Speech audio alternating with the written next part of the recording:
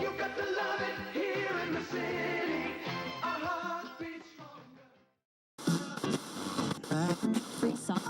The NHL playoff picture is still up in the air, but here in Winnipeg, fans are confident the arena will echo with the sound of white noise again. Let's go! Go, Jets, go! Winnipeg is back in the big leagues and over the moon.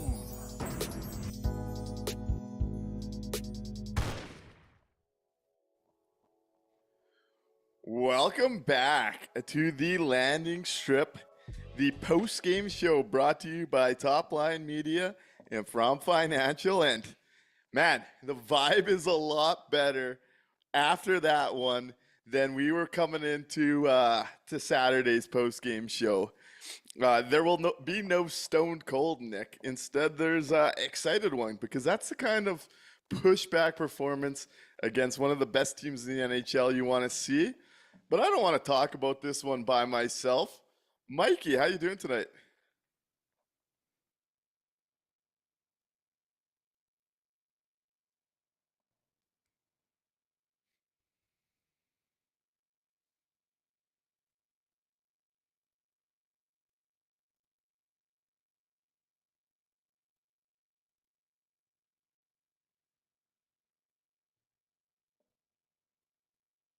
I think we should hit it. It's another Winnipeg Jets win. Avoided the 3-game losing streak.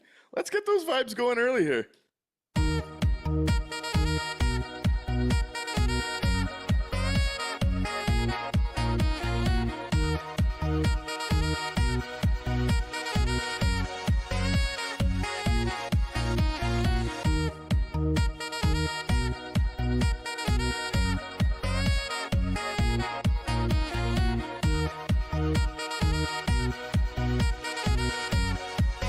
Oh, baby, it feels good every time.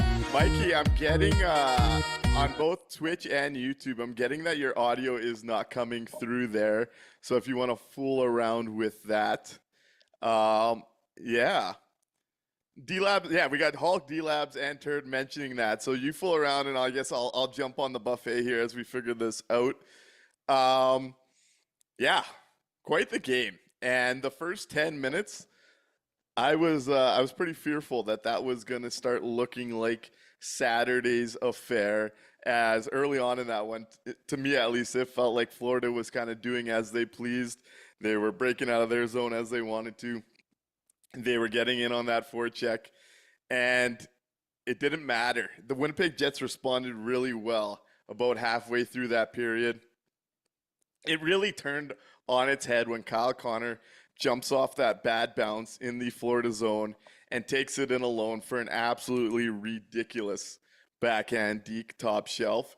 And it felt like things turned over from there, as only a few short minutes later, it starts with the third line. The Nick Ehlers, Cole Perfetti, Vlad Nemestikov line creates some offense.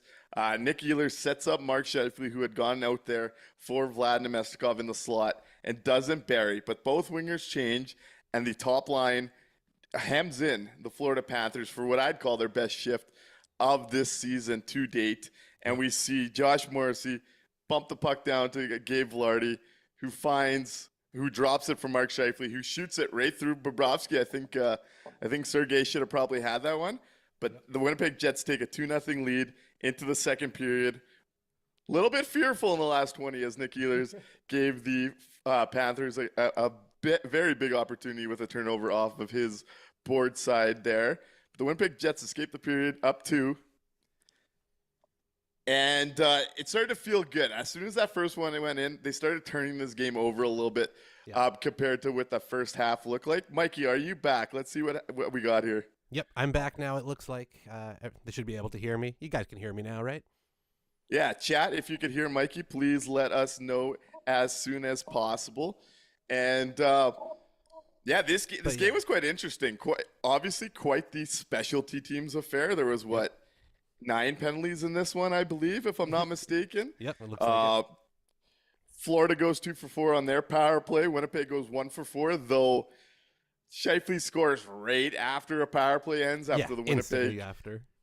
Yeah, the first power play did a great job of wearing them down. And I want to talk about that power play a little bit as the show goes on. For Mark Scheifele's hat-trick goal.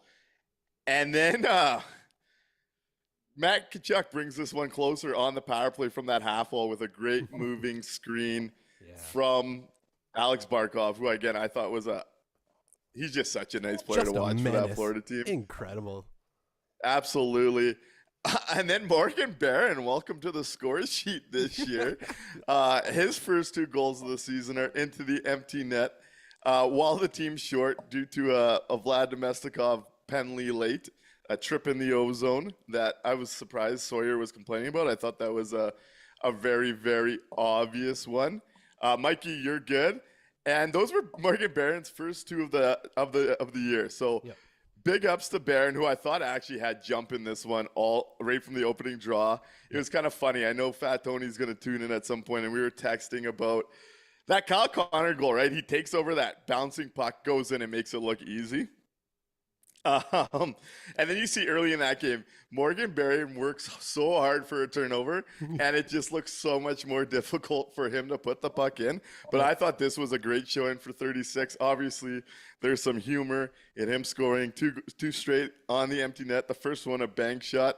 But I think just the complete picture of what we're seeing from that fourth line, the effort we're seeing from Morgan Barron, can't help but feel good from him. Like, he's deserved some looks in this season early on. What do you think? Yeah, they've made a point to mention it on the broadcast in the last couple games that Barron has been in good positions, that line's been getting opportunities, but he's just hasn't had the finish that they've been looking for. And so, yeah, it's nice to see him get the monkey off his back. I totally believe the bank shot was on purpose. He was going for goal on that one. And then getting the other one to flip it down 11 seconds apart. I was hoping for the hat trick. That would have been fun for him too, but no, that's great for Morgan Barron and great for that line, right? We talked that the last game was kind of rough on Kupari, especially when it came to the fourth line, and I thought just overall that whole line had a much better day. I thought so as well. I think as a team, you got to say that's a great bounce back. Thought there was a few struggles throughout the lineup, but that's going to happen, especially when you're playing a strong Florida team. But the way that the Winnipeg Jets really pushed back after scoring and found their game. And again, I thought this was another example. What is it that we keep talking about is the key to the Winnipeg Jets' success right now? How can we tell what this game is going to look like? What area of the zone are we watching? Neutral zone. The neutral zone. And I thought this was another example of early in this one, you were seeing them back up and give Florida that space, and they were really getting in on that forecheck. What we saw as that game went on was the D were gapping up, and the forwards were pressuring in the neutral zone, forcing dumps where there was time and space to get up, or even forcing turnovers at that blue line and taking it the other way. Yep. If you can win the neutral zone, if you're the Winnipeg Jets, you have a much higher chance of winning games from what we've seen this year. And I thought today was an example of it against the highest level, at the highest level, against one of the best teams. What do you think of that? Yeah, this is something that we've noticed, right? As the neutral zone battle goes, so does the Jets' result. It's been really interesting because, when they're giving up that space and letting them, come at them and moving backwards, you can just see the night spiraling away from them. But they made sure to close those gaps, especially in the second and the third.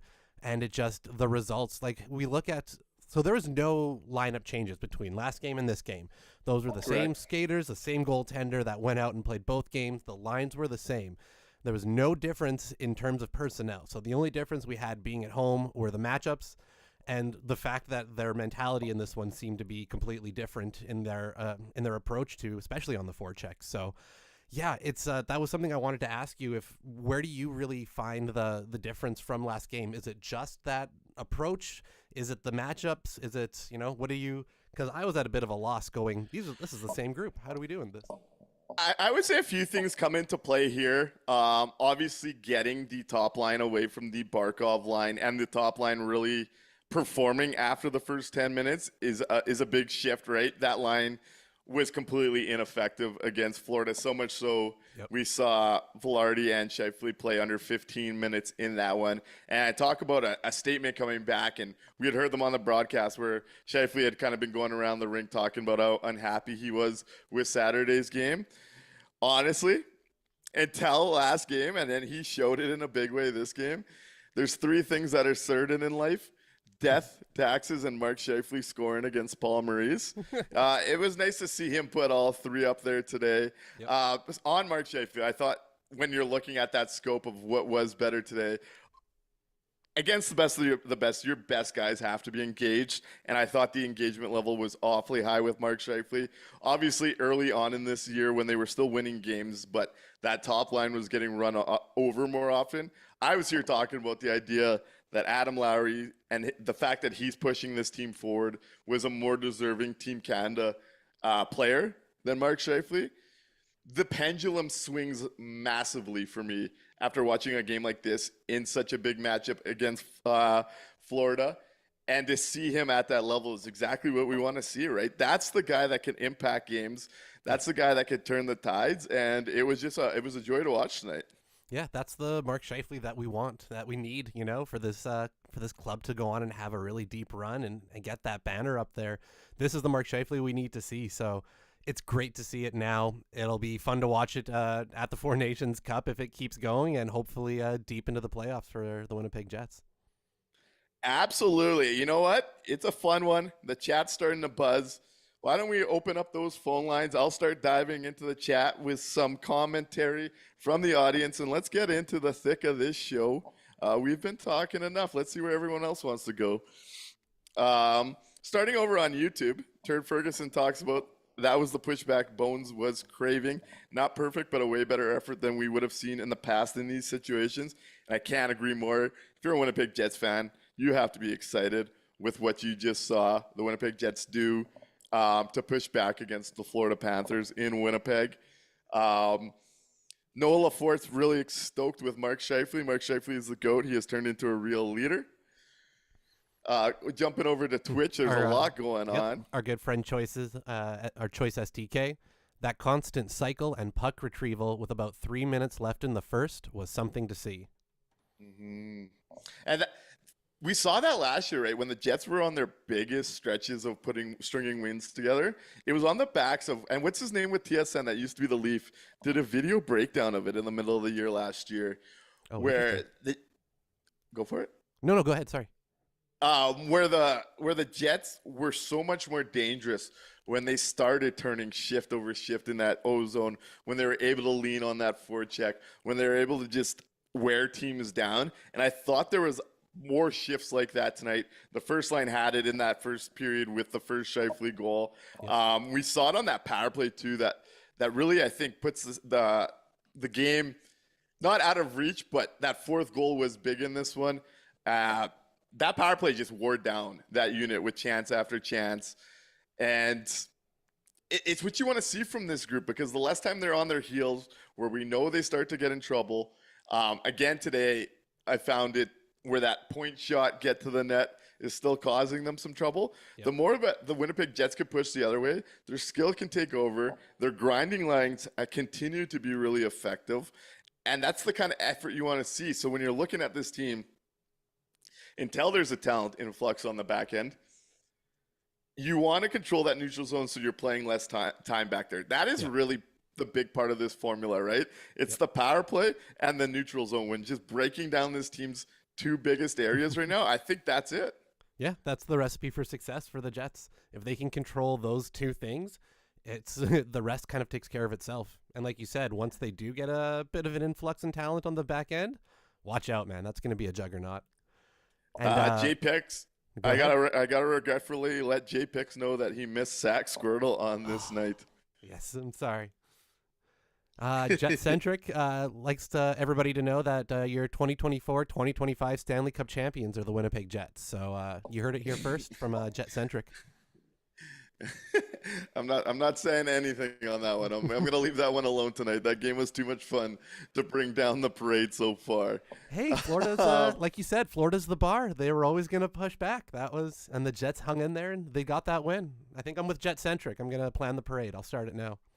Hey, it'd be fun to see it down Portage, Maine, that's for sure. Right? Jet-centric with a little insider if you're not on Twitter. Maurice has no aura, which dates back to Game 7 last year. I went viral for all the wrong reasons, making fun of old Paul Maurice and having no aura before the game. You know what, McDavid, I can't believe you put me in that spot, but hey, you got to take your shot sometimes. That's right. Got to be brave. Got to be brave. Hulk says Mark was doing things we haven't seen in almost a decade, and Choices TK says 55 can be a sniper when he decides to. He definitely needs to shoot more, and that's the thing. I believe I was on the phone with Jet-centric I was on the phone with someone that's always around these shows, and we're talking about Mark Scheifele is such a dangerous shooter. Yep. He has such a good release. He's so good at finding open space, and he likes to pass it off. I believe Mark Scheifele could be a 40-50 goal scorer in this league with his shot. I really do. If he was a scoring winger on a line with a centerman that would be just feeding him the puck, he's got easily enough of a good shot in the offensive instincts to score close to 40 goals and over. I think so. Yeah. I think so. Bullsy says the biggest thing for him tonight was noticing they weren't skating in quicksand. And like I said, I was nervous in the first 10, 12 minutes there, but they really did turn that around. There's a phone call coming in. Let's take it. Ready? Yeah, let's go. Hi, caller. You're on the landing strip. What's your name? What would you like to talk about?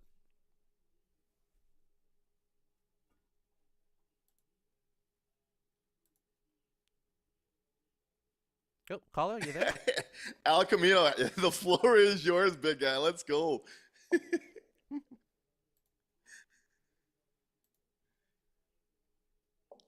Caller, hello? No? All right.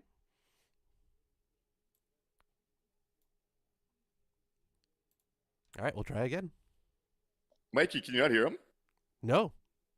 Oh, he was talking there. Oh, I cut you off, caller. Sorry. Come back. My bad. Yeah, we're going to need Al Camino to call back, but he does make a good point to start that off. That Sorry, Paul Al. Maurice- That's on me.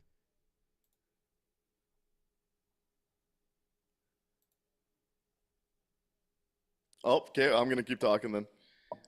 Huge Ass Vibe says, excellent response, W, though we'll say sad in 91's game tonight I a think little we bit, got Al back, too. with the exception of those last-minute plays late in the third. I think that's a fair takeaway. Yep, absolutely. And I think we got Al back. I feel bad. Okay, let's go. D-Lab said he didn't hear a thing from Al too, so I don't know what's going on there. Can you hear him now?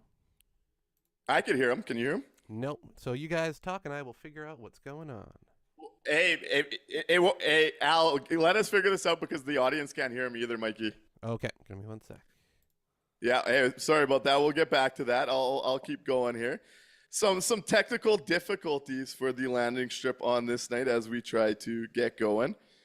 Turd Ferguson does point out that 55 did hit 42 once.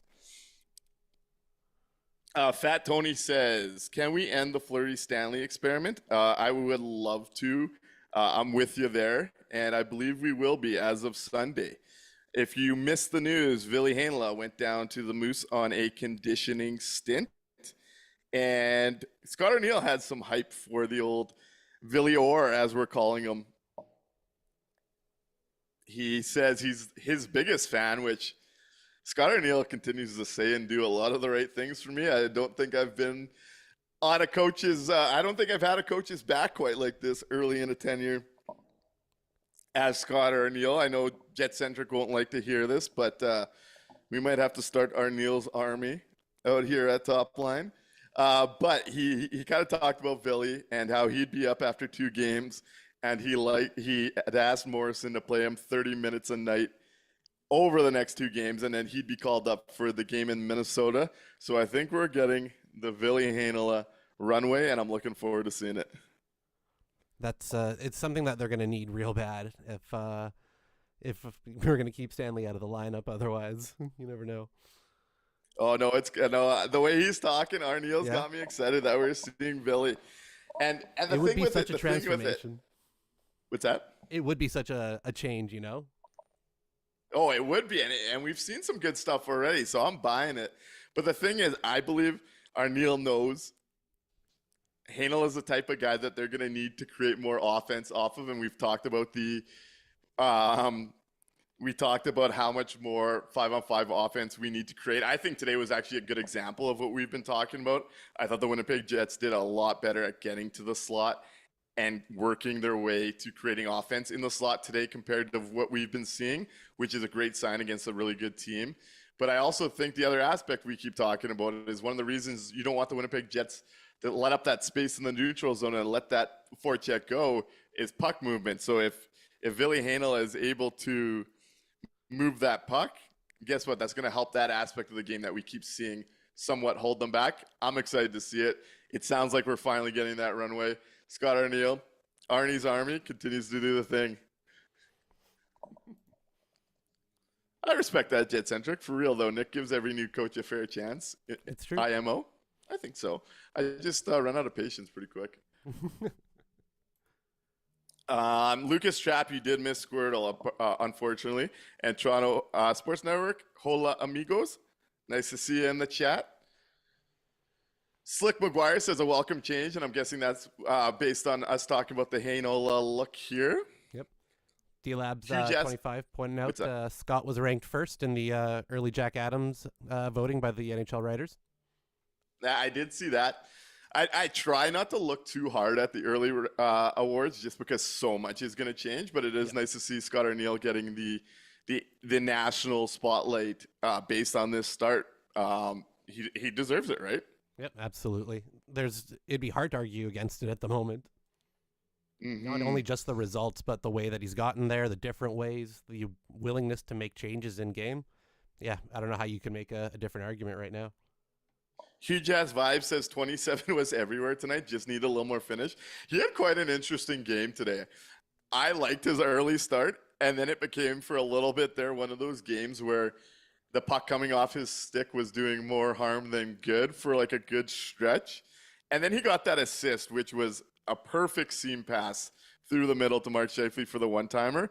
And it seemed to kickstart his game back at 5-on-5, which is what you like to see. Like, it's one thing for a player to struggle throughout the whole 60, but it was good to see Nik Ehlers turned it around as that game became more important, as things got deeper into it.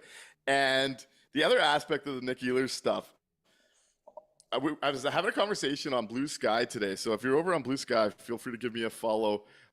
There's a little free look there. I'm trying to bump up the follow count. And Ballsy was over there talking. Good Nick, bad Nick. Gave me a good laugh. But when we're just talking about the power play, I had a really good chat with a couple people on there where I had said something like a fantastic seam pass from Ehlers to Scheifele on the PP makes it a 3-0 game. Great one-timer from Scheifele to Burry. The other aspect, though, 27's movement on the power play has just becoming a support guy. It's not like the power play is running through Nik Ehlers. It's actually not at all. Nope. He's kind of taken the McDavid-esque role out of Edmonton, where if you watch the Oilers power play, yeah, McDavid will sometimes be the guy to carry it in and control it off the start. But after it's off his stick, he just becomes a support guy in the entire O zone, where he's just looking for the best place off the puck holder to get open and provide support and look to generate from there. You're seeing 27 used in the McDavid role. And there was a few of us talking about that today. And man, has it ever been fun to watch. It's unlocked everything. And it's kind of funny. We were talking about the roles for 27 and 91 all of last year on the power play.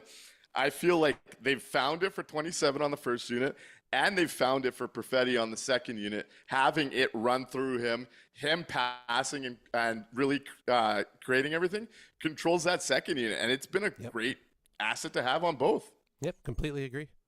I think we got a call, too. All right, let's jump in. Hey, caller, you're on the landing strip. Hi. I'm just a long-time listener, just calling to say hi. Right on. Thank you so much for calling in. All right, how's it going? It's going all right. How are you? We're doing good. Doing well. Good. It was a good game tonight.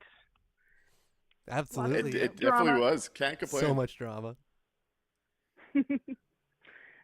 Awesome. Thank you so much for calling in.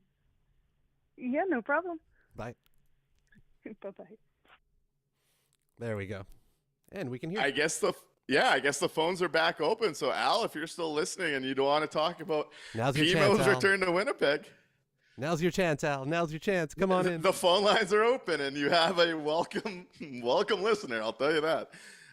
Good to see you. Thanks for fixing that up, Mikey. That's awesome. Hulk says, one thing I really want to point out, Arniel actually shook up the game plan today a bit. Pimo could never, Rick would never. Refreshing to say the least. I think Arniel's got the best feel in game that we've seen from a coach in Winnipeg. Absolutely agree. Yeah. All right, we got another call. Hey, Let's caller, go. you're on the landing strip. Al again. Is this Al. working? Yes. It's working now, Al. Let's talk, buddy. I'm looking forward to this. Right. So, yeah, I was going to say, before I kind of crap all over him, I think it's fair to acknowledge, like, he did bring the Jets to an NHL standard, which they were lacking, because clearly when you fire all your NHL, front office and replace them with AHL lifers, in hindsight, that might not have been a great idea. So, he gets kudos for that. But that, I think, also bought him a little extra gravitas with ownership, because he should have been fired in 2019. Like, I think that's fair to say as Right after well. the Blue Series. And as fans, we were warned about this. I believe Mike McIntyre wrote an article after that loss about how bad the room was, and mainstream media kind of swept it under the rug, Jim Toth-esque, and the fans basically said, well, what does Mike McIntyre know? He doesn't write sports. Well, he was a crime beat writer. The guy can work a source, right? So, and then further to that, I mean, it's not too much of a leap to suggest that, yes, Arniel would have been hired, but they weren't going to hire him with Blake Wheeler in that room because, as you know, the mouthwash goes to the other cheek. It's pretty obvious Blake Wheeler's a pretty terrible teammate. I don't think that's a secret at this point. What's interesting about the Arneal thing, I'm led to believe that if he didn't get hired by Columbus about, 6-7 months before the Jets returned, that I think he would have been the first coach hired here over Noel. And what's interesting about that is I actually think it's best case that it worked out the way it did, because if we got the Arneal of that time frame, I don't think we're having the excitement around Scott Arneal that we are today. That's 100%. You know, timing's everything, right? And just the last thing I just want to leave on, you know, this whole Paul Maurice is a good guy thing, you know, kind of a load of BS. I don't know if anyone recalls the David Gustafsson first 4 games of his rookie season. His parents came over from Sweden to watch him play, and Maurice scratched him the first 4 games. And on the 5th game when they left, he played him. Like, that is a Mike Babcock level of assholicness. The Finland trip, players, and to think players don't notice that is, you know, you're kind of got your head in the sand. Hey, I'm with you, Al. Appreciate the call, man. We see and believe things a lot along the same lines. I appreciate you ringing in tonight here. Thank you. Have a good one. Thanks, Al. You too. Over to YouTube quickly. I just wanted to address a couple comments. Toronto Sports Network 243 says, I don't know if you said this yet, but I'm going to refer to my last take. Control of the neutral zone equals a win. And right before you got on, I went on a little soliloquy exactly about that. So I'm glad we're seeing the same thing. I could not agree more. Where else do we want to go? Mikey? What's going on in your head here as I bounce around? I should go to my notes, eh? For me, the real like the kind of turning point early on I noticed was Connor Hellebuck. Massive save along the side of the net there when it seemed like Florida was just about to start swarming real early, because I was getting that nervous feeling, and you know, it's not going to go down as one of, you know, a classic Hellebuck game or anything like that, but he had a couple saves in there that were big time ones, and yeah, that was I had that marked as my turning point early on, because I was nervous at the beginning. I was early on in that one as well. Another thing I wanted to touch on here, watched it at home. Obviously, we sent Phyllis, who had won tickets at one of our previous shows here. Sold out crowd in Winnipeg today, second straight, and it looked like a blast in that one. You could hear the crowd through the TV. It was great to see. Clearly, the vibes in the city are there. 16-3-0. Another thing today brings the Winnipeg Jets up to 8-0-0 when leading after one. So I know our guy Choice is always talking about how important getting out to those early leads are for the Winnipeg Jets. 8-0 when they leave the first 20 with a W. Yep. You like to see that kind of thing, and the fact that they're able to hang on and push games when up. Slick McGuire says, and I had a little bit of a convo like this on social media early, so I'm with them. Bones and Arnie have shaped this team's attitude and culture, and I'm here for it. And that's something we talked about on the weekly show this week, as obviously Bones went on the podcast and kind of opened up about what it was like coming into Winnipeg and the situation he was dealt. And we saw Bones reestablish the culture. We saw Bones establish the 5-on-5 defensive play. We saw breakouts from Morrissey and Lowry getting back to a standard I think I would credit that staff with. And now we're seeing Scott Arneal, who was part of all that, starting to build off of it in other aspects. And it's just been great to see. Yeah, it's been so interesting to watch the evolution in the last few years happen so quickly compared to what kind of felt like a bit of a stagnant run, especially towards the latter part of the last regime. So it's just, it's almost doesn't feel like the same team sometimes, where, you know, we went years and years going, we need something to change, anything, you know, and it just kind of didn't. And now, we've had this growth going from, you know, Maurice to Bones to now Scott Arneal, and getting to watch the players kind of evolve their own games individually, the team game grow. It's been real cool. It definitely has, and hats off to both of them. Jumping to Ballsy here because I see he's got a question. Someone said that Barron set a record with those two shorthanded goals in 11 seconds apart. Is that true? If so, that's great.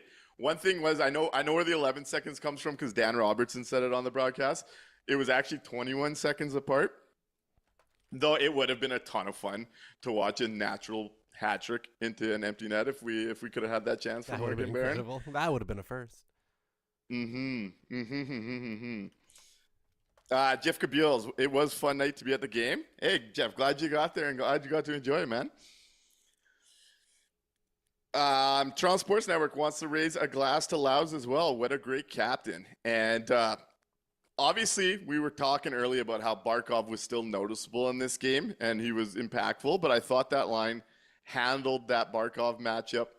No, not bad, to be completely honest. I thought they were right in there with that game, with that group. Yeah, they were able to hang in there with the Barkov line, which, if you looked at the last game, you might not have gotten. Another really, really quality night for the Samberg-Pionk pair, who had another nice bounce back, I would say. What do you think there? Samberg was one of the guys that I had marked off on here as having a much better game. It felt much more like that first run of games that we saw at the beginning. Pionk was still Pionk. There was a couple boneheaded plays during the game, but there was some nice offensive chances too. So it was his classic kind of, highs and lows. What did you think of that pairing today? I thought they were strong. I thought they had a solid night compared to what we've seen some of them lately. The evolution of Samberg and what I see he's becoming. I was talking to someone today, Fat Tony. He's going to be in the chat probably. We've been talking a lot of Jets lately, me and Tony, and talking about some D potential ads, talking about whatnot. And he had given the comparison of Prime Pellich, and I'm really kind of feeling that the evolution that Dylan Samberg's taken as a defensive defenseman. And it's the type of player, too, that I don't think is going to cost a lot on the cap. Is exciting to me because he's really come into that top four role, and he's really stabilized that spot. Yeah, I agree. I had really liked Samberg, coming up, and that was one of the guys that we had been really hoping that was going to take that next step. And to see him come through and be able to do that in a game, or in this season, it's been really nice to see because he has had some down games, and the fact that he hasn't had it linger very long, he's able to bounce back, put those behind him, and keep going. I think is really it bodes well for him. Yep. Doug Henderson points out in this close game, Panthers did hit the bar a few times. Gotta love a goalie's best friend sometimes. 4 times, I believe. Yep, 4 times tonight. 4 times in a game that was that close.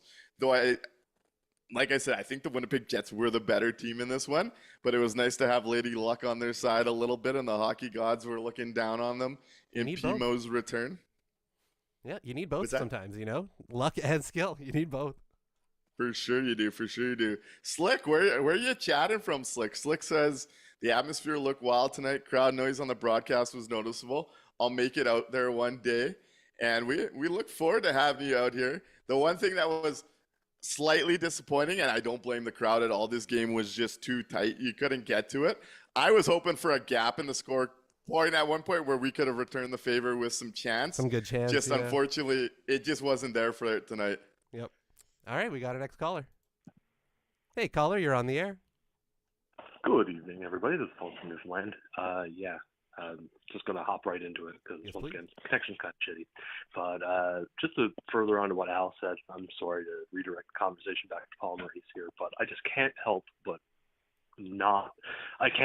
point out that this really, really felt like the Jets got to, for the first time in ever, basically experience the proper end of a Maurice shit show, being completely honest.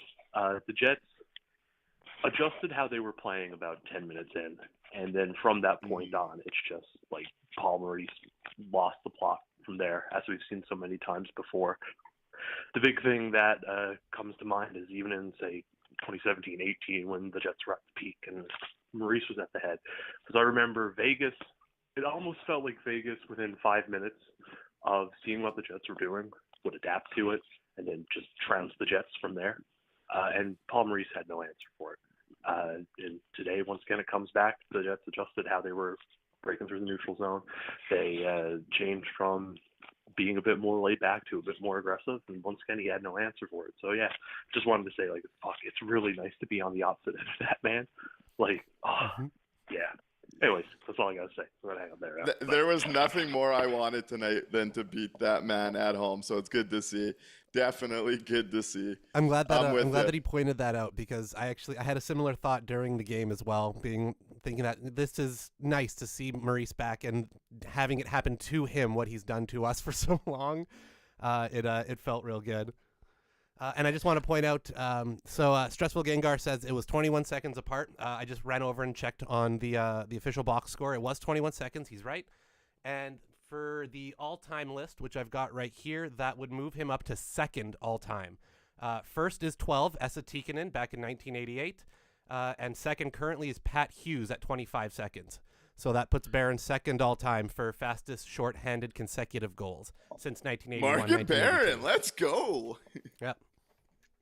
Let's go, Morgan Barron. Hey, good dig, Mikey. That's awesome. Huge ass vibes. Good call here. I had missed some of this. Huge ass vibes says disagree a bit. Heard some nice underrated and Brady's better chants tonight, but they weren't as loud tonight compared to Dallas. I wanted a big ovation. I wanted to hear it. Yeah. Ballsy says we hit one bar and some mesh tonight. Actually, a lot of mesh, and you love to see the Winnipeg Jets hit a lot of mesh. 6 goals worth and 1 on the side of the net. DLabs25 points out, don't leave out Dave Lowry. I definitely forgot Dave Lowry in my list of NHL head coaches for the Jets there in that run. So, yeah, thanks. Slick says they're from the south of England. Holy, thanks for being here with us. That's pretty cool. And our last caller from Newfoundland, we like to see that. We like to see the top line landing strips making it all over. Let's go. That's Love cool. The community. Toronto Sports Network wants to point out that since Pimo joined the Panthers, the Jets have only lost to them one time, 2 days ago. Yeah. Yep. In what, 6 games now? 7 games? 6 or 7? This is the 6th one. Yep. Great to see that. Jet-centric points out, and it kind of ties in with something Al Camino just said on YouTube too. Al Camino says Arneal has unlocked Barron's tools, and Jet-centric says Morgan out there protecting the lead too. And this is something we've talked a little bit about on this show, that sometimes in games down the stretch, I wouldn't have minded seeing more of the fourth line just because they've done that role. And I trust them a little bit when it comes to the simple plays, the defensive plays, than some of the skill guys on the Jets. Yeah. Again, Scott Arneal shows he has a good handle on the Winnipeg Jets. This is the most comfortable I've been with a head coach since the teams arrived when it comes to decision-making, when it comes to in-game adjustments, when it comes to understanding who's going and who's not. We're going to learn a lot as more adversity piles up, like we've talked about on the show a bunch. But so far, he's passing the test for me. You know, it was funny. There was a point during the broadcast where it was during the second period. Maurice had gotten the Barkov line out against the fourth line, against Kapari's line. And Robertson made a point on the call to be like, oh, Maurice is real happy right now. He's got the, Barkov line out there against the fourth line. And I'm sitting there thinking to myself, I don't mind. They'll be all right. They're not going to get hemmed in. I'm not too worried. And yeah, I don't mind those guys out there at the end of the game closing it out because they've shown they can do it now. He's found the right mix of getting them the ice time so that they're able to go late in games, but they're still playing 10 plus every time. He's done a great job of it. Absolutely. Could not agree more. Let's keep the international buzz going. Toronto Sports Network is out in Mexico. So, hey, we're all over the map here, and that's what we like to see. We're going to have to start sending some international merch. Jeez. Whew. Yeah, we'll have a whole tour. It'll be great. B. Sarge asks, is 55 solidifying his spot on Team Canada? And I kind of said at the beginning, that kind of conversation, how I wasn't big on it early, but when you start to see him put together big games like this, he's also at 24 points in 19 games. The closer we get to December with him at this level and at playing a game like this rather than basically, as long as more games look like this than Saturday, I think he's going to be there. If he plays like he did on Saturday, I think he's going to be one of those fringe 13 guys. But I think you look at the bulk right now, I think he's leaning in right now. Yep, totally agree. If it keeps trending in this direction, he'll easily be on that team. And they're not going to ask him to play center on Team Canada, right? So he's not going to have a lot of the extra defensive responsibilities and things. He'll be able to go out and just play offensive hockey. So yeah, if he keeps this pace up, he'll be on that team for sure. And Hulk points this out, and I was going into this game back on the short leash for the top line because defensively, it's still tough. There's still a lot of issues there, especially on the walls and moving it out. But you can see the offensive side when they are connecting, when they are clicking, what it does look like offensively. Hulk does say this is one of those games, too, that buys the top line some rope. And it's a game where I was on the fringe of, okay, it's time for a switch up. If today goes south, even the first 8 minutes, I was already kind of calling for it. Yep. It buys them some rope. You're not wrong. It buys them some rope. It does, yeah. Yeah, as long as the results keep coming in that fashion and they're playing the game in the right way, I've got no issue with that, especially at home where they control the matchups and you can kind of shelter them against those tougher defensive ones.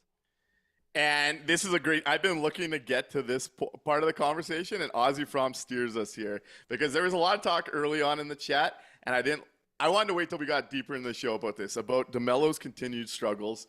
Ozzy Fromm in the chat says, should be looking for an upgrade on a D partner for 44. Miller's game doesn't inspire confidence that he could play top pairing minutes with 44. Got squeezed out badly on the first goal against. He's fine on the third pairing, though.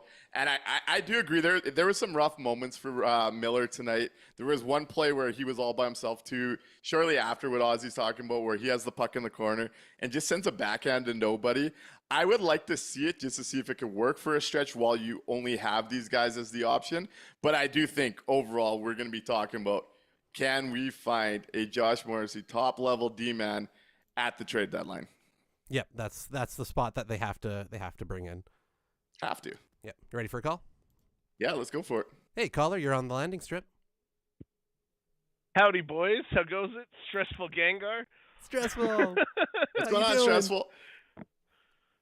You know, not gonna lie, I kind of forgot this season how doom and gloom we can get as a fan base. Because, yeah, the 2 losses in Florida were pretty bad. But considering there's only 3 losses on the season, that's still, it was a little bit of an overreaction in terms of the doom and gloom. Because even after today, we're still top of the NHL. We're starting to gain a lead on some other teams. And, yeah, I was very impressed with the team's bounce back tonight against Florida. We're skittish, you know. We're skittish as a fan base still. We're like a rescue dog. We got to take a little time to warm up in the new house before we realize that Scott Arniel is safe and he's not going to throw something at us. Hey, I'll just add this. One of the things we were talking about on the weekly show Monday was this idea that the Winnipeg Jets are building up scars. This fan base has built up scars. This team's left a lot of scars. Okay, it's easy to go that way a little bit. So I appreciate the reminder, Stressful. I appreciate it. Thank you. Yeah, no, it's good to level set ourselves here. Also, is everyone ready for Crosby to be guaranteed to score his 600th goal against us on Friday? Oh, like I'm pretty solid that we're gonna win that game. Now we're probably gonna lose. Knock on wood. But but we're guaranteed Crosby's getting it because he's sitting exactly at $5.99 and they're at home. Yeah, that has to happen. You know that's happening. So we love being that team. There's your bet line tip of the week, I guess. There you go. There's a lot. I think it's a great tip. The Milestone Jets will be allowing Crosby's 600th probably.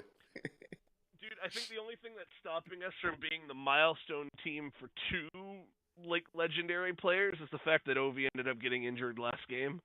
That might slow him down a little bit. Otherwise, guaranteed in March he was beating Gretzky's record against us. We are his favorite team to score against.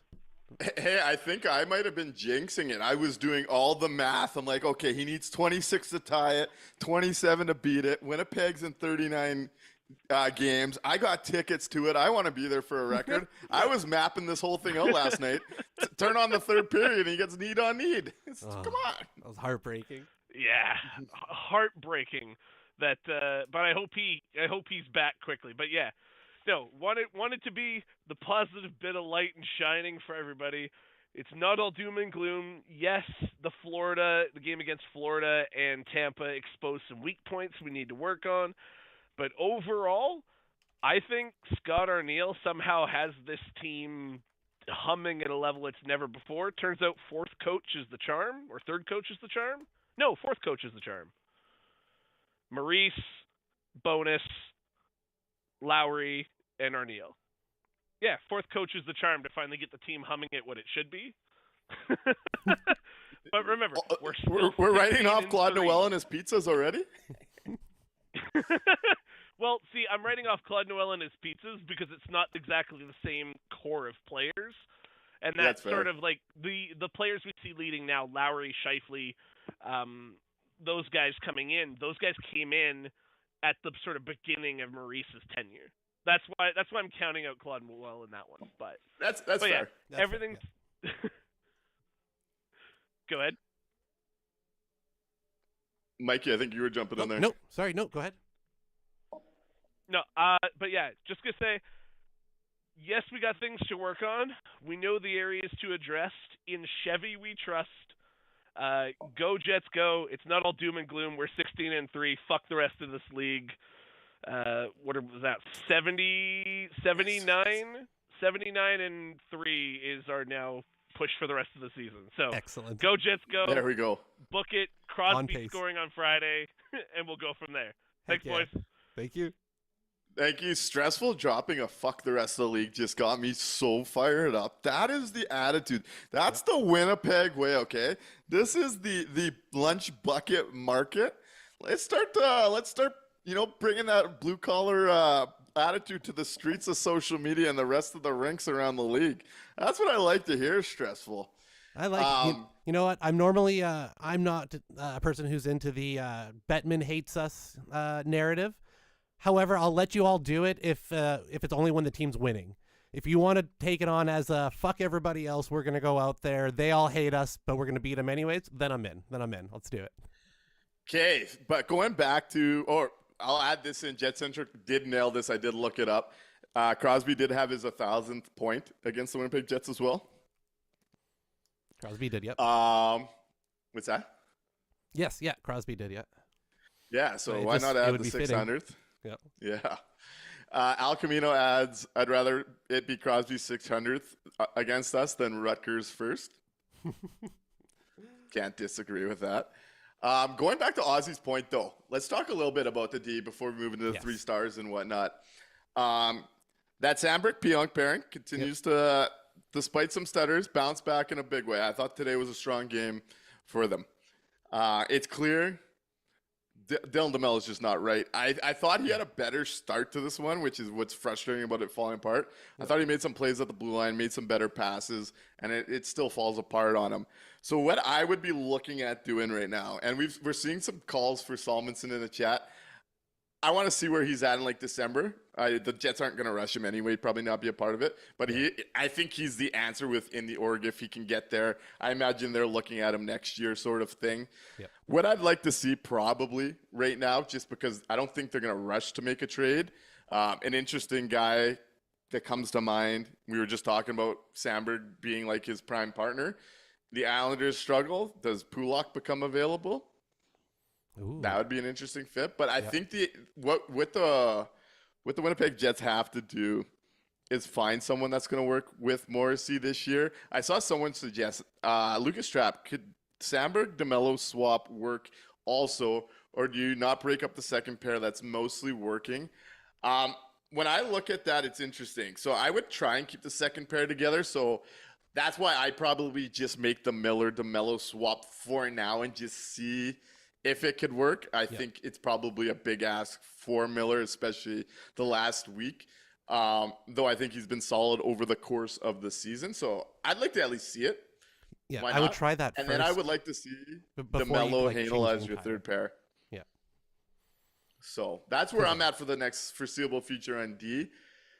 That's your path I'm of kind least of intrigued by the idea of looking at Morrissey on his off wing with Samberg, but I think it's just a big ask to have 2 righties somewhere else, 2 lefties. It gets a little uncomfortable for me. It completely reshapes the D at that point. You've got a whole complete different set of guys going then. Start with the one change, see if that does spark one or the other. Would you try Villy with Morrissey? Not right off the bat.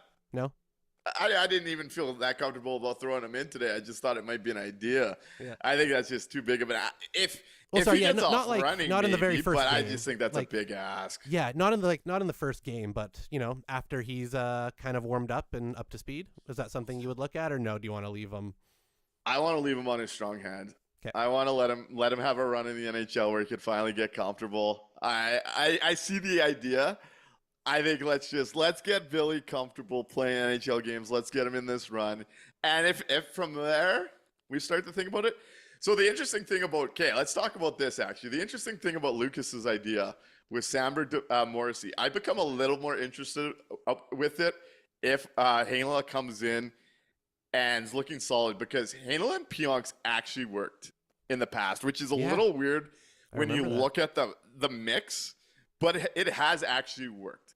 So then I would be intrigued by the idea, okay, you're going to put your best defensive defenseman on the left side of Morrissey. I would probably move Morrissey over to his right side because I trust him with the puck better.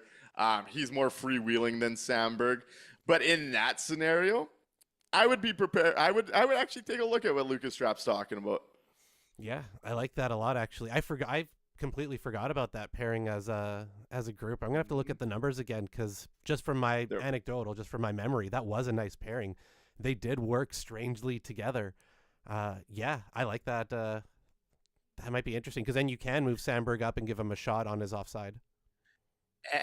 Well, yeah, or no, I would put Morrissey on his offside. I'm not putting Samberg on his offside, especially with how he handles the puck. Yeah. But what it does do, and Hulk points this out, it puts Morrissey's offhand shooting in the O zone, which is a preference. If he can handle the D side of it, I think that's a good thing. On the third pairing, or the quote-unquote third pairing, whatever this looks like, you'd be looking at DeMello Miller with Miller on his offhand shooting. And talk about getting some bombs off there. I'm intrigued. Let's see what Villy looks like. This is again maybe a little bit ahead of ourselves. Yeah, I'm a Villy guy. Let's just get him in there and let's see what it looks like. Turd also did say, and he's correct, I expect a D move before then. This is just trying to get to the deadline with what we have in-house. That would be a big ask if Pionk and Villy come playoffs. It's not something I'm saying I'm signing up for then. But we got to really fool around and see what we have until the deadline, so we can make more informed decisions at the deadline. Is kind of where I'm at there. So in the 10 games that Heinola and Pionk played together, they had a 67% expected goals share. So I think that's not too bad. Yeah, Almost if Heinola is ready to go, why not? That's an interesting. I forgot about that. That would be interesting. I like that. Zero Ghost 8. How's Lambie, Chibi, and Salo doing on the shit show Moose team? They're the ones leading the way. It's the veteran tweener NHL guys that are really struggling down there. Oddly enough. Yeah, the it's, kids are all right. It's They're been pulling. Speaking of Moose, they sent down Dom Dimish. I'm not even going to try and pronounce his name. Big Dom got sent down to the East Coast League today. Yep. And they brought in Fabian Wager from Sweden, who was getting healthy scratch earlier this year. That'll be interesting as well, yeah. Toronto Sports Network says be prepared for a Chevy surprise, and Lucas Strapp says honestly I'm wildly excited to see what trades Chevy can pull off this year. And that's the thing with me. I don't think it's an if. I think it's a when it comes to Cheveldayoff making trades when this team is in position to compete. Yep. I was like, on social media, it was interesting because I'm obviously normally the pessimistic one, but last year I was really pushing like things are coming, just wait. Yep. And that's the thing. Just be patient. Chevy's going to try and grind down the value on the deal. I will say this. I do think this is the type of team and this is the type of year where if you can get a big deal done, I think it's okay if you overpay a little bit, if you go address that need that you need. Yeah. You always will at the deadline. It's just that's the nature of it, right? But banners last forever. And if your team is in a spot like this, historic run, they're getting results. Yeah, you have to. You go out there and you make the splash. I think it's going to come. And Lucas Strapp says, I think he'll pull the trigger early this year. He's been no secret to making an early one. I imagine you start to see trades open up again December, January range. Yep. And let's just see who becomes available. But Mikey, we've been talking for almost an hour. You want to get into the 3 stars? All right, let's hit it.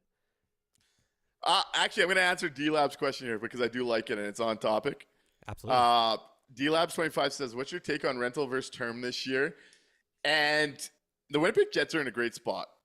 When you look at the organizational structure, the Winnipeg Jets are in a really strong spot where they could do either. Like, they'll have cap space for a rental type ad that they'll be able to fit in no problem.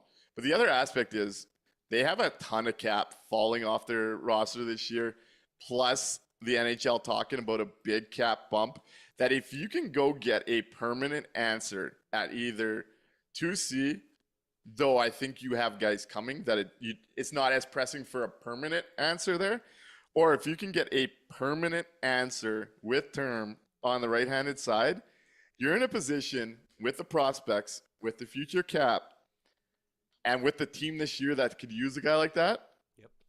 I'd love to see that position on the right side beside Morrissey that potentially bumps down when Salmonson's hitting his stride or whatever that looks like. I would love if there's a permanent answer with term coming into Winnipeg. Yeah, if you can find that deal out there, I think that's the one you prioritize. If you can lock down that spot finally at something that's not going to be, going to break the bank, because they're not going to find, they're not going to go out there and overpay in terms of like actual dollars and money that way. But if you can go out and you spend a little bit more in draft capital and in prospect capital to bring in something that's going to shore up that right side for more than just the rental, that has to be the priority for sure. I'm gonna give you a hot take here on something you just said. Actually, hit me.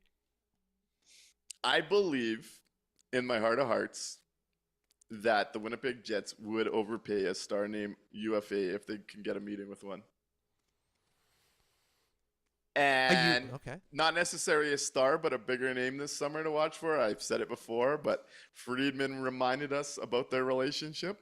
Yeah. Let's see what happens around Aaron Ekblad and the Florida Panthers this summer. Don't do that to me. Don't do that to me. I'm just saying, if Mark Scheifele wants to build on this leadership arc, there's a guy. But before the 3 stars, I like where this combo is going. Let's keep it going. Absolutely. Jeff says banners last forever, and Nashville agrees. Right. Like that shot. Turd says we've been chasing that elusive right-handed D for 5 years. It's beyond time, and that's the thing. Go pay for it. If you can address it, do it. Lucas Trapp says, which is the untouchable prospect the Jets have? I don't. Okay, if you're asking me, I would not have an untouchable prospect in Winnipeg. The one prospect I'd come close to, or I would really try and hold on to, is Elias Salmonson, just because of the position, how they've been chasing that. They have no other right-handed defenseman in the market, and I think he's going to be a guy. He translates to this game. Any other prospect in the Winnipeg Jets system is not good enough for me to identify as an untouchable for a trade of impact that we're talking right now. We're talking about magic beans at the end of the day. Yeah, you're going to want to leave it the trade deadline with at least one of Yeager or Lambert because of the center side. But if one of those two has to move to address the right-handed D or the center hole, they have to move. And fans are going to have to be okay with that. Yeah, neither of those guys is a deal breaker. Even Salmonson, the only reason that he can't go anywhere is just because of the need is just so high. It doesn't help them with anything to move him out now. So yeah, outside of Elias Salmonson, there shouldn't be anybody on that list of no-goes. And I could not agree more with the chat, though it might take more once we get into a bidding war, because Choices TK points this out. Problem is, every time they talk about teams, they are looking for 2C in defense. Everybody's looking for those holes. Yeah, of course. Lucas Trapp is saying, curse Jet-Centric for talking about the Yeager trade. Jet-Centric's referring to Yeager's going to move any time now in the WHL to a more competitive team. Yeah. He's the guy at center between Lambert and Yeager. I believe the org would keep higher on the pedestal. Personally, I'm gonna get into Stressful's head a little bit here, but everyone's saying Barlow in the first. Shop that as hard as you can, and I would too. But realistically, teams with the big pieces are going to want a Lambert or a Yeager attached to that first. Yeah. Kevin I'd move in a heartbeat, I got to say. Sorry, Stressful, but that's a prime example of an asset you look Strike to while the move iron is because hot. you invested so little and got so much in a draft plus one that you've likely gained asset value to a level that you didn't have them at the year before. That's the type of thing that's quality asset management for a Magic being. That's what I'm going to say there. Totally agree. Especially if he keeps putting up some fun highlight reel goals that get passed around, get that name recognition up even more. Yeah, let's get that value. LaBosse does say Lambo and Salo simply because they're closest to contributing at the NHL level. And it's an interesting one because Lambert is closer, but I think Yager is more of a sure thing in the NHL. And it's a really, really interesting thing. Yeah, depending on what the piece coming back is, I don't think, and I love Lambert. Like, we've talked about this for a couple years now. Thrilled when we got him. Loved him all of last year, watching through the Moose. It just, if the piece coming back is going to be, like we talked about, shoring up that right side of the D with term, it's going to be hard for me to say no to that. Yeah, and as Lucas Trapp points out, and this is how I see it too, with teams regard he highly, though, just with him being such a low draft pick, I could see teams valuing him as a throw-in, somewhat like the Stastny deal. What was the name of the prospect we had in there? Ooh. He ended up changing his name a couple of years later.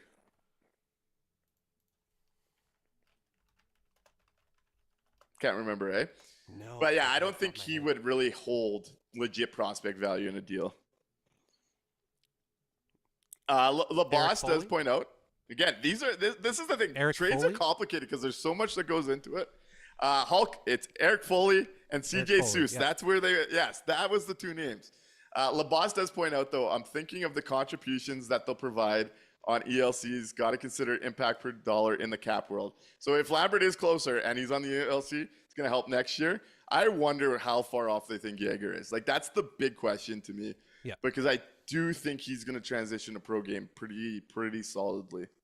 Yeah, if they think he's close enough, then it's kind of a wash, right? You make that gamble now, but yeah, if not, then you could see it stick around. Agreed, Lucas Trapp, who says Yager is the good old Western Canadian boy. That's the center you want in the NHL.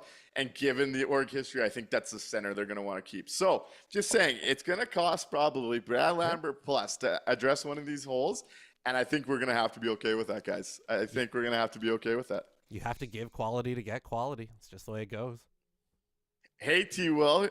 Hey, it's on YouTube now, question mark? Yeah, we're on YouTube. We're on Twitch. We're about to be on TikTok. Come on, we're growing the landing strip here. We're here for the fans. That's right. But we've been here for the fans for over an hour. Let's get into the 3 stars and let's call this a night. I really enjoyed the conversation. Thank you, everyone that was contributing and really leading this show to some quality places. Make sure you like, subscribe, share. Make this the place to be. Make this the place to be. I'm having fun connecting with you guys. I think it would be fun as this continues to grow. We're in 3 continents. Hulk points out we're in 3 continents. We're tonight. international now. Come on. We're international. We're call me Pitbull, Mr. Worldwide tonight. Right. Last game we were a different bald guy. We were Stone Cold. Today we're Mr. Worldwide. Let's go. I'm not shaving my head. It's not happening. I've done it before. We'll see what happens. Can't make any promises though. Who do you got for your 3 stars tonight in this one? All right. So for my 3 stars, at 3rd star, I'm going to continue on with my trend of picking something a little bit weird. The posts. The Florida Panthers hit a combined 4 posts and crossbar tonight, so we got a little bit of luck. So Lady Luck gave us that one. So the posts, it's your goaltender's best friend. Patrick Waugh used to sit and talk to his skinny red friends all the time. So posts get my 3rd star. 2nd star, Morgan Barron, 2nd fastest to score shorthanded consecutive goals in NHL history. Good for him. First 2 goals of the year. Got to give it up. And number 1, no question, it's boring. It's Mark Scheifele, who just absolutely crushed. The hat trick was great. Love beating Paul Maurice, and he was engaged, and that's more important than anything else. So, yeah, that's my 3 stars. Okay, I'm going to go number 3 on this night. KFC. I'm going to go 81 on this night. Continues to add to the score sheet on the playmaking side. Mm-hmm. Thought he had his jump. Thought he looked really strong in this one. We're going to go Kyle Connor, number 3 tonight. Number 2, matches how many goals he scored back to back, both on an empty netter and both shorthanded. Morgan Barron, welcome to the score sheet in the year 2024. And then, of course, my degenerate ass bet on him to score 2 goals on Saturday because of the Paul Maurice aspect. It did not happen, but he got 3 on this night in front of the home crowd. Put a stamp on his name in the Team Canada Four Nations tournament. Mark Scheifele, number 1 star for your Winnipeg Jets in this one. My fantasy team is real happy about that tonight. Hey, gotta enjoy it. Eh? Fantasy, our team allegiance. Nice that you have both. Nice that you don't have to cheer against both. We will see you all next game, which is what, Friday? Friday, Pittsburgh? Pittsburgh, yep. Looking forward to it. Should be another good one for the Winnipeg Jets. I'm calling a W early on that one on a night where Crosby's probably going to hit number 600. We'll see you Friday, folks. Good night, everybody.